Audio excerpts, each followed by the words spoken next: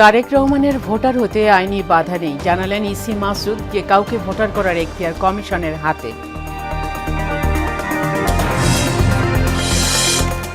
বাদ-জুমা বাবার কবর জিয়ারত এবং স্মৃতিসৌধ শ্রদ্ধা জানাবেন তারেক রহমান। সারা দেশে মসজিদে মসজিদে দোয়ার আয়োজন। দেশজুড়ে শীতের দাপটে বিপর্যস্ত জনজীবন, বাড়ছে শীতজনিত রোগের প্রকোপ। ঘন কুয়াশায় চাঁদপুরে 2 লঞ্চের সংঘর্ষে 4 জন নিহত। এবং রাজধানীর বাজারে কমতে শুরু করেছে সবজি ও তরকারির দাম। আগের দরে স্থিতিশীল ডিম, মুরগি। বাজার মনিটরিং জোরদারের তাগিদ।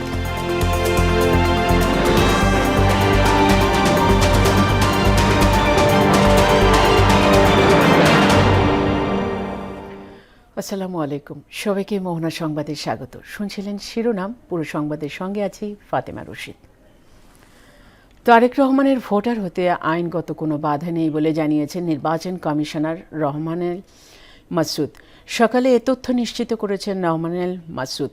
তিনি বলেন, ভোটার তালিকা আইন অনুযায়ী নির্বাচন কমিশন যে কোনো সময় যে কাউকে ভোটার হিসেবে অন্তর্ভুক্ত করতে পারে। ইতিমধ্যেই কমিশনের পক্ষে সব ধরনের প্রয়োজনীয় প্রস্তুতি এবং ব্যবস্থা গ্রহণ করেছে। পরিস্থিতি এবং নিরাপত্তা বিবেচনায় ভোটার নিবন্ধনের পদ্ধতি চূড়ান্ত করার কথাও জানান তিনি। এর আগে বিএনপির পক্ষ থেকে জানানো হয়, তারেক রহমান 27 ডিসেম্বর ভোটার হবেন। আর তফসিল ঘোষণার পর সাধারণ নিয়মে ভোটার হওয়ার বিষয়টি পুরোপুরি নির্বাচন কমিশনের এখতিয়ারে থাকে।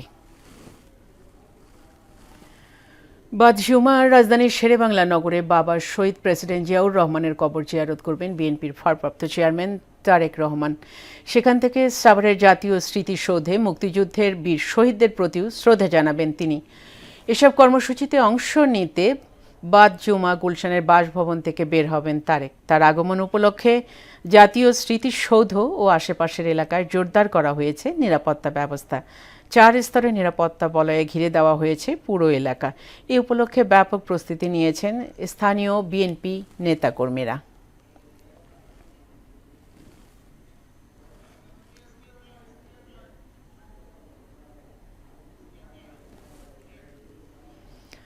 দর্শক, এ বিষয়ে আরও জানাতে শহীদ রাষ্ট্রপতি জিয়াউর রহমানের মাজার এবং জাতীয় স্মৃতিসৌধ থেকে যোগ দিচ্ছেন সহকর্মী হুমায়ুন কবির ও তানজিদ ভুইয়া। শুরুতেই যাচ্ছি হুমায়ুনের কাছে।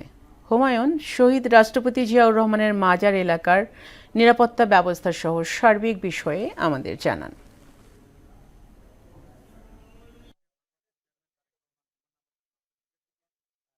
ফাতেমা, আপনি জানেন যে বিএনপির ভারপ্রাপ্ত চেয়ারম্যান তারেক রহমান জুমার নামাজের পর অর্থাৎ 2টার দিকে তার যে বাবা শহীদ রাষ্ট্রপতি জিয়াউর রহমানের যে কবর রয়েছে সেখানে অর্থাৎ কবর জিয়ারত করবেন।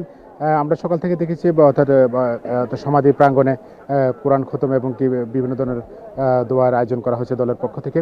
তো তারেক রহমানের আগমন ঘিরে কিন্তু আমরা দেখেছি যে অর্থাৎ জিয়া উদ্যানে অর্থাৎ বেশ কঠোর নিরাপত্তা ব্যবস্থা গ্রহণ করা হয়েছে। আমরা অর্থাৎ পুলিশ, বিজিবি, র্যাব, পাশাপাশি আমরা সেনাবাহিনীর সদস্যদেরকে আমরা দেখতে পাচ্ছি। তাদের নিরাপত্তা বিষয়টা খুব গুরুত্ব সহকারে তারা দেখছেন। এখানে যেসব দলের নেতাকর্মী যারা আসছেন এবং কি মিডিয়ার কর্মী যারা আছেন তাদেরকেও বলছেন যে আসলে অর্থাৎ বাইরে অবস্থান করার জন্য। এখানে অর্থাৎ মিডিয়া কর্মীদের জন্য আলাদা নির্ধারিত স্থান দিয়ে দেওয়া হয়েছে যাতে তারা সেখানে তারা অবস্থান নেন। তো আমরা দেখেছি যে অর্থাৎ গতকালকেও তারেক রহমানের যে আগমন এই ঘিরে কিন্তু নেতাকর্মীদের মধ্যে ব্যাপক উৎসাহ উদ্দীপনা দেখা দিয়েছে। অনেকে অর্থাৎ লক্ষ মানুষের ভালোবাসায় শিখতে হয়েছে তারেক রহমান। এখানে অর্থাৎ তার নিরাপত্তা ঘিরে কিন্তু এখানে কঠোর অর্থাৎ নিরাপত্তা জোরদার করা হয়েছে। এখানে আমরা অর্থাৎ বিভিন্ন সংস্থার সদস্যদেরকে আমরা দেখতে পাচ্ছি। অর্থাৎ অনেককে কিন্তু বলছেন অর্থাৎ প্রবেশের সময় অনেকের পরিচয় নিশ্চিত হয়ে কিন্তু তাদেরকে প্রবেশ করতে দিচ্ছেন। তো আমরা যদি আপনাকে বলে রাখি, তো অর্থাৎ জুমার নামাজের পর 2টার দিকে কিন্তু বিএনপির ভারপ্রাপ্ত চেয়ারম্যান তারেক রহমান এখানে আসবেন, এসে অর্থাৎ বাবার কবরে জিয়ারত করবেন, অর্থাৎ দোয়া পাঠ করে সূরা ফাতিহা পাঠ করে সে সাভার স্মৃতিসৌধে যাবেন। সেখানে অর্থাৎ বাংলাদেশে যে দামাল ছেড়ে যারা আছে যাদের জন্য স্মৃতিসৌধ নির্মাণ করেছে তাদের সম্মানার্থে অর্থাৎ তাদেরকে শ্রদ্ধা জানাবেন। তো অর্থাৎ সাভার স্মৃতিসৌধ এখানে আমার সহকর্মী তানজিদ ভুঁইয়া রয়েছেন। আমরা যে সাভারের তারেক রহমানের আগমন ঘিরে যে সার্বিক যে নিরাপত্তা ব্যবস্থা সেটি আমরা জানার চেষ্টা করব। তানজিদ, আপনি ওইখানের যে সার্বিক যে ব্যবস্থা নেওয়া হয়েছে তারেক রহমানের আগমন ঘিরে সে বিষয়ে জানাবেন।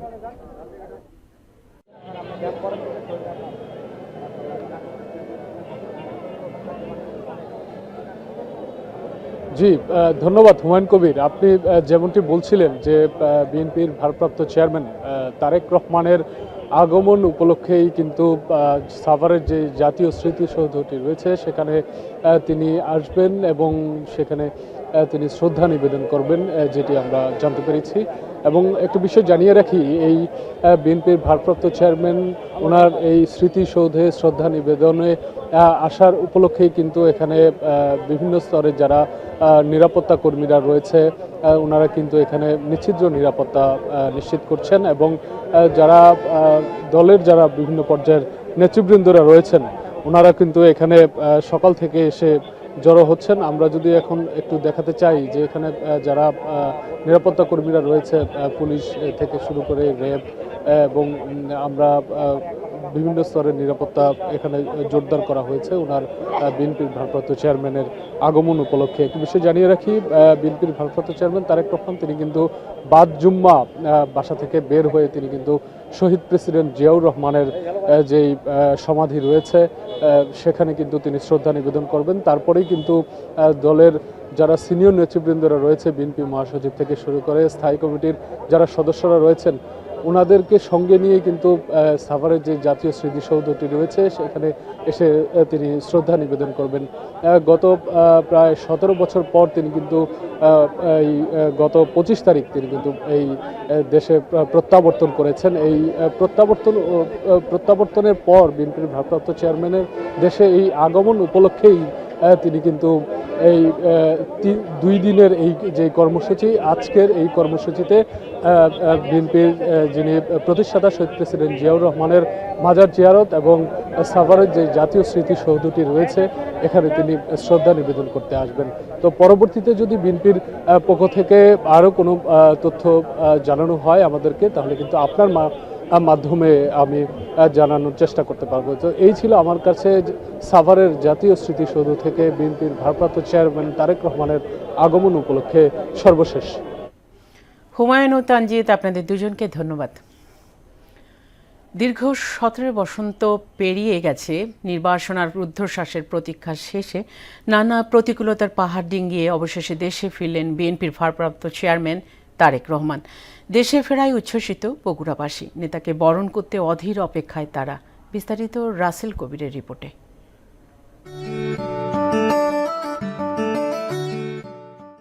বগুড়া মানেই শহীদ জিয়া স্মৃতি আর তারেক রহমানের নারীর টান। তাই প্রিয় নেতা ফেরায় সূত্রাপুরের গ্রিন স্টেট থেকে গাবতলের ধুলোমাখা মেঠোপথ সব সেজেছে নতুন রূপে। দীর্ঘদিন পর প্রিয় তারেক ভাইকে এক নজর দেখার নেশায় বুথ হয়ে আছেন সব বগুড়াবাসী। আমরা বগুড়ার মানুষ, আমরা তারেক জিয়া দেখার দিনে আমরা আকন্ত হয়ে আছি। তাই যদি এই বগুড়া শহরে আসে আমরা আরো খুশি হব। এই যে আমাদের ছেলে মেয়ে, আমরা তো ঢাকায় যেতে পারি নাই, তারেক রহমানের জন্য আমরা এখানে অপেক্ষায় আছি। বগুড়ার বাসী এবং বগুড়ার লোকের জন্য খুব আনন্দিত। এবার আমাদের বগুড়ায় আমাদের নেতা কতদিন আসবে বগুড়ায়, আমরা খুব খুশি। আমার দুটো পা তাই এসে পড়ুক বগুড়ায়। তারেক রহমানের ফেরা কেবল একজন রাজনৈতিক নেতার ফেরা নয়, একটি নতুন যুগের সূচনা। এটা আমি রাজনৈতিক ফেরা হিসেবে দেখবো না, এটা বৈষম্যমুক্ত ফেরা। সেই সাথে দেশ এবং আমরা উত্তরাঞ্চলের মানুষ যে দীর্ঘদিন ধরে বৈষম্য শিকার ছিলাম, বিশেষ করে বগুড়া, সেই বৈষম্য থেকে আমরা মুক্তি পাবো এবং দেশ ও আমরা উন্নত দিকে চলে যাব ইনশাল্লাহ। শহীদ জিয়ার উৎপাদনের রাজনীতি আর তারেক রহমানের আধুনিক রাষ্ট্র সংস্কারের ভাবনা, এই দুয়ের সমন্বয়ে এক সমৃদ্ধ বাংলাদেশের স্বপ্ন দেখছে এই জনপদের মানুষ। বগুড়ার কৃতি সন্তান শহীদ রাষ্ট্রপতি জিয়াউর রহমান উন্নয়ন উৎপাদনের রাজনীতি শুরু করেছিলেন। তারই ধারা অব্যাহত রাখতে বিএনপি রাষ্ট্র মেরামতের যে 31 দফা দিয়েছেন, এটি কিন্তু তারেক রহমানের চিন্তা চেতনার ফসল এবং আমরা বিশ্বাস করি এর মধ্য দিয়ে অবহেলিত বগুড়া সহ উত্তরাঞ্চল আধুনিক সমৃদ্ধ উত্তরাঞ্চল হিসেবে গড়ে উঠবে এবং এই অঞ্চলের মানুষ শুধু নয়, সারা বাংলাদেশের মানুষ সমৃদ্ধির যে স্বপ্ন দেখছে, উন্নয়নের যে স্বপ্ন দেখছে, সেই স্বপ্ন তারেক রহমানের হাত ধরেই বাস্তবায়ন হবে নিশ্চয়। বগুড়ার মানুষের কাছে তারেক রহমান আস্থার বাতিঘর, এখন কেবল ক্ষণ গণনা।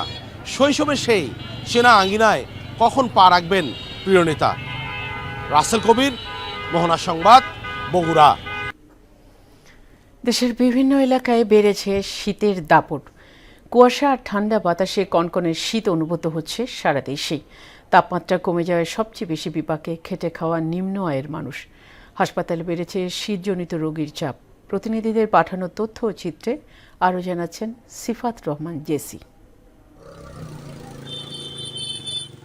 হিমালয়ের কাছাকাছি অবস্থিত দিনাজপুরে বেড়েছে শীতের তীব্রতা। দিনভর ঘন কুয়াশায় ঢেকে আছে পুরো এলাকা। শীতের প্রকোপ বৃদ্ধি পাওয়ায় জনসাধারণের দুর্ভোগ বৃদ্ধি পেয়েছে। খুব ঠান্ডা, সকালবেলা আসতে দেরি হচ্ছে। তারপরে সকাল পথে কিছু পাওয়া যাচ্ছে না। শীতকাল, আমাদের কামাই একটু কম হচ্ছে। গরিব মানুষ, আমরা তো দিন না কর্ম করলে আমার ভাতে নেই। প্রচন্ড ঠান্ডা, ঠান্ডার কারণে আমরা গাড়ি ঘোড়া চালাইতে পারতেছি না। গেল কয়েকদিন ধরে লালমনিরহাটে সূর্যের দেখা নেই। ঘন কুয়াশার কারণে হেডলাইট জ্বালিয়ে চলাচল করছে যানবাহন। কনকনে শীতে কাঁপছে মানুষ। কুয়াশা আর ঠান্ডায় জবুথবু ছিন্নমূল মানুষেরা। তাদের মাঝে কম্বল বিতরণের কথা জানালেন জেলা প্রশাসক। আমরা এ পর্যন্ত ৯,৬০০ পিস কম্বল পেয়েছি। আমরা সকল উপজেলায় ভাগ করে দিয়েছি। ১৯০০, যেমন লালমনিরহাট সদরে ১৯০০, কালীগঞ্জে ২,০০০, এরকম জনসংখ্যার আনুপাতিক। উত্তরের জেলা নীলফামারীতে হঠাৎ করে জেঁকে বসেছে শীত। হিমেল হাওয়া ও কনকনে ঠান্ডার সঙ্গে ঘন কুয়াশায় বিপর্যস্ত হয়ে পড়েছে জেলার স্বাভাবিক জনজীবন। তীব্র শীত ও ঘন কুয়াশায় জবুথবু হয়ে পড়েছে গাইবান্ধার জনপদ। হাড় কাঁপানো ঠান্ডায় সাধারণ মানুষের স্বাভাবিক জীবনযাত্রা মারাত্মকভাবে ব্যাহত হচ্ছে। কর্ম নেই, কিছু নেই, কোনোটাই করে পাই না। শীততে যাবার পাই না। সকালবেলা কাজ কাম করতে পারি না, ঠান্ডা হাত সিস্টেম আগে। কাজ কাম তো করা না, বেলা দুপুর পর্যন্ত কুয়াশা বরাক পড়ে। মৌলভীবাজারে তাপমাত্রা 10.4 থেকে 13 ডিগ্রির মধ্যে ওঠানামা করছে। কুয়াশায় ঢাকা পড়েছে কৃষিক্ষেত, রাস্তাঘাট ও গ্রামীণ জনপদ। প্রচুর ঠান্ডা আছে, শীত পড়ছে, যখন সকালবেলা কাস্টমার হয় না। এদিকে সিরাজগঞ্জে ঘন কুয়াশার কারণে ব্যাহত হচ্ছে সড়ক ও নৌ চলাচল। আবহাওয়াবিদ জানিয়েছেন, এই কুয়াশা আগামী 3 থেকে 4 দিন অব্যাহত থাকতে পারে। আজকে অনেকটাই কুয়াশা এবং সেই সাথে ঠান্ডা বাতাস। ঘন কুয়াশার কারণে রাস্তায় যাত্রী নাই, আমাদের সিএনজির কামাই কাজী কম, আমাদের এখন খুব কষ্ট আর কি। ঘন কুয়াশার কারণে আমাদের গাড়ি ব্যবসা নাই, গাড়ি আসতে চালানিছে, আর যাত্রীও নাই। শীতের কারণে কামাই কাজী করতে পারতেছি না। 4-5 দিনের কুয়াশা, ঘন কুয়াশা পড়ছে। শীত প্রকৃতিতে মুগ্ধতা ছড়ানোর পাশাপাশি এর কঠিন বাস্তবতা স্পর্শ করে ছিন্নমূল ও দরিদ্র মানুষের জীবনকে। সিফাত রহমান, জেসি, মোহনা সংবাদ। শীতের খবর জানাতে দিনাজপুর থেকে আমাদের সঙ্গে যুক্ত হচ্ছেন সহকর্মী সুবল রায়। সুবল, শীতে দিনাজপুরের জনজীবন কেমন দেখছেন? আবহাওয়া অফিস কি বলছে?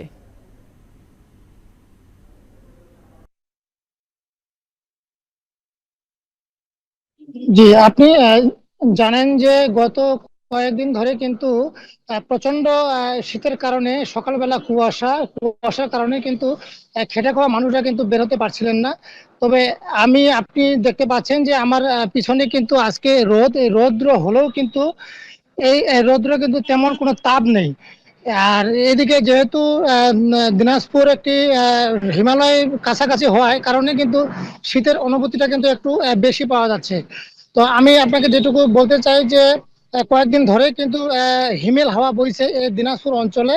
তো এই যেহেতু এই ঠান্ডার কারণে কিন্তু সকালবেলা ওই যেগুলো যে মানুষ কিন্তু আমি আবহাওয়া দপ্তরের কাছে আমি খবর নিয়েছি। তিনারা আমাকে যেমনটি বলছিলেন যে আরো কয়েকদিন ধরে কিন্তু যত দিন যাবে তত কিন্তু তাপমাত্রা কিন্তু নিম্ন কমে আসবে। আমি হাসপাতালেও একটু খবর নিয়েছিলাম যে দিনাজপুর মেডিকেল কলেজ, অরবিন্দ শিশু হাসপাতাল এবং জেনারেল হাসপাতালে খবর নিয়েছিলাম। সেখানেও কিন্তু এই ঠান্ডাজনিত কারণে কিন্তু শীতের তাপমাত্রাটা কিন্তু অসুস্থ হওয়ার রোগী ভর্তি হচ্ছে দিন দিন বেশি।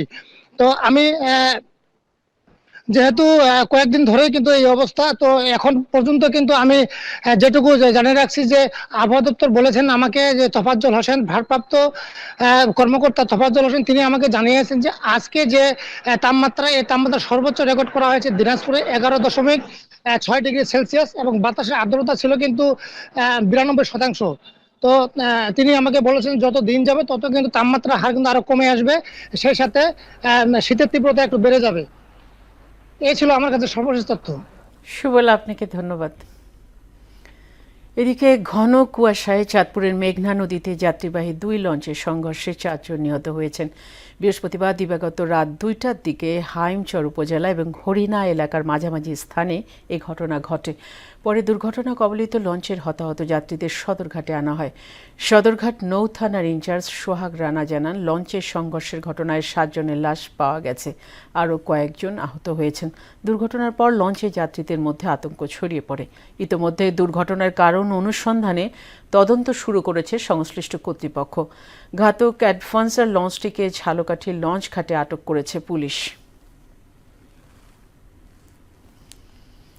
সপ্তাহ ব্যবধানে রাজধানীর বাজারে কমতে শুরু করেছে সবজি তরকারির দাম। নতুন পণ্য বাজারে আসায় এরই মধ্যে কিছুটা কমেছে আলু, পেঁয়াজের দাম। স্থিতিশীল রয়েছে ডিম, মুরগির বাজার। দাম সহনশীল রাখতে বাজার মনিটরিং জোরদারের তাগিদ দিয়েছেন ক্রেতা বিক্রেতারা। সুরাইয়া মুন্নির রিপোর্ট। কনকনে শীত ও সাপ্তাহিক ছুটির দিন হওয়াতে বাজারে ক্রেতা সমাগম তেমনটা দেখা যায়নি। তবে শীতকালীন সবজির সরবরাহ বাড়ায় মৌসুমী সবজি দিয়ে সেজেছে দোকানগুলো। শীতের সবজি বাজারে আসায় গেল সপ্তাহের তুলনায় কিছুটা দাম কম, এতে স্বস্তি জানান ক্রেতারা। মোটামুটি কিছু কিছু নাগালের মধ্যে, কিছু কিছু নাগালের বাইরে। যেমন শসা মাঝখানে 150 টাকাও কিনলাম, আজকে তো 120 টাকা। সবজির দাম আগের থেকে মোটামুটি, এখন তো সিজন, এই সিজনের কারণে দাম মোটামুটি রিজনেবল অবস্থায় আছে। 2-3টা আইটেমের দাম একটু বেশি দেখা যাচ্ছে। সিমের বিচি নতুন উঠছে, ওটার দাম একটু বেশি। মটরশুঁটিটাও নতুন, ওটার দাম একটু বেশি। সব রকমের মাংস আগের দামেই বিক্রি হচ্ছে, আর মাছের দাম কিছুটা কমলেও বাড়তির দিকে শীতকালীন মাছের দর। শীতকালীন যে মাছগুলো আছে, যেমন শোল মাছ, টাকি মাছ, ওই দামগুলো একটু বেশি। আলুর দাম যেমন 20 টাকা কেজি, সে তুলনায় মাছের দাম তো অত কম না, অত বেশিও না। চিংড়ি মাছের দাম একটু কম, বোয়াল মাছ, শীতের দিন তো বোয়াল মাছ, আইল মাছ একটু দাম বেশি। যদিও বিক্রেতারা বলছেন বাজারে পর্যাপ্ত মাছ আসায় দাম কমেছে। বর্ষার সিজন গেছে, সব জায়গায় মোটামুটি মাছ পাওয়া যায়, মাছের দাম একটু কম আছে। এদিকে স্থানীয়ভাবে উৎপাদিত নতুন পেঁয়াজ মিলছে 80 থেকে 120 টাকায়। ধীরে ধীরে দাম আরো কমতে পারে বলে জানান তারা। বাজার তদারকির দাবি ভোক্তাদের। সন্তুষ্ট না, আপনার ওই পাইকারি বাজারে একরকম বলে, খুচরা বাজারে এসে অনেক হাই হয়ে যায়। খুচরা বাজারে দেখা যাচ্ছে আমরা আনতে হয় না, 2-5 টাকা কেজিতে লাভ না করলে আমরা বাসা ভাড়া দিব কত। মাশাআল্লাহ পেঁয়াজের দাম ভালো কমছে, ঠিক আছে, আরো কমবে। পুরান পেঁয়াজের দাম বেশি, আর পেঁয়াজের নতুন পেঁয়াজ উঠছে, আর পেঁয়াজের দাম কমে গেছে। একটা দাম বাড়াতে হলেও কারো বলতে হয় না, আবার কমাতে হলেও আপনার করতে হয় না। এই সমস্যাটা আগেও ছিল, এখনো বর্তমানেও আছে, মনে হয় ভবিষ্যতেও থাকবে। শীঘ্রই দ্রব্যমূল্য নাগালের মধ্যে আসবে, এমনটাই প্রত্যাশা সাধারণ মানুষের। সুরাইয়া মুন্নি, মোহনা সংবাদ, ঢাকা। সাপ্তাহিক ছুটির দিনেও বায়ু দূষণ তালিকার উপরে উঠে এসেছে রাজধানী ঢাকা। আন্তর্জাতিক বায়ুমান প্রযুক্তি প্রতিষ্ঠান IQAir-এর তথ্যানুযায়ী 287 স্কোর নিয়ে আজ তালিকার 3য় স্থানে ঢাকা। এর শীর্ষে রয়েছে পাকিস্তানের লাহোর, 2য় অবস্থানে ভারতের দিল্লি। সারা দেশে শৈত্যপ্রবাহের পাশাপাশি ঘন কুয়াশায়ও বায়ুর এমন অবস্থা। এ অবস্থায় শিশু, প্রবীণ এবং অসুস্থ রোগীদের বাড়ির ভেতরে এবং অন্যদের বাড়ির বাইরের কার্যক্রম সীমাবদ্ধ রাখার পরামর্শ দেওয়া হয়েছে। সাধারণত 201 থেকে 300-র মধ্যে থাকা AQI স্কোরকে খুব অস্বাস্থ্যকর বলা হয়। খেলার খবর, ক্রিকেট। আজ মাঠে গড়াচ্ছে BPL এর 12তম আসর। প্রথম ম্যাচে সিলেট টাইটানাসের মুখোমুখি হবে রাজশাহী ওয়ারিয়র্স। ম্যাচটি শুরু হবে দুপুর 3টায়। সিলেটের পাকিস্তানি পেসার মোহাম্মদ আমির, রাজশাহীর সাহিবজাদা ফারহান, মোহাম্মদ নওয়াজ এবং সন্দীপ লামিচানে ঢাকায় পা রেখেছেন। দিনের আরেক ম্যাচে সন্ধ্যা 8:45 চট্টগ্রামের মুখোমুখি হবে নোয়াখালী এক্সপ্রেস। এর আগে আসর শুরুর আগের দিন সরে দাঁড়ানোর চট্টগ্রামের টিম পরিচালনা করবে BCB। এমনকি নোয়াখালী নিয়েও রয়েছে কিছু গুঞ্জন। সকল সীমাবদ্ধতা এবং শঙ্কা কাটিয়ে ম্যাচ মাঠে গড়াবে আজ। শেষ করব মোহনার সংবাদ, যাবার আগে শিরোনামগুলো আরও একবার।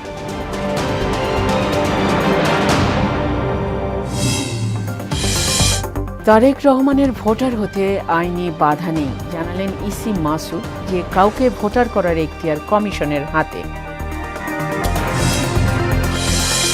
বাদ-জমা বাবার কবর জিয়ারতেও স্মৃতিসৌধে শ্রদ্ধা জানাবেন তারেক রহমান। সারা দেশে মসজিদে মসজিদে দোয়ার আয়োজন। দেশজুড়ে শীতের দাপটে বিপর্যস্ত জনজীবন, বাড়ছে শীতজনিত রোগের প্রকোপ। ঘন কুয়াশায় চাঁদপুরে 2 লঞ্চের সংঘর্ষে 4 জন নিহত। এবং রাজধানীর বাজারে কমতে শুরু করেছে সবজি তরকারির দাম। আগের দরে স্থিতিশীল ডিম, মুরগি। বাজার মনিটরিং জোরদারের তাগিদ। এই ছিল মোহনার সংবাদে। পরবর্তী সংবাদ বিকেল 5:30। এর আগে বিকাল 3টায় দেখবেন সংবাদ এক নজরে। মোহনার সব শেষ খবর জানতে ভিজিট করুন www.mohna.tv। সংবাদ দেখতে পারেন ফেসবুকে, ইউটিউবে। এতক্ষণ সঙ্গে থাকার জন্য সবাইকে ধন্যবাদ।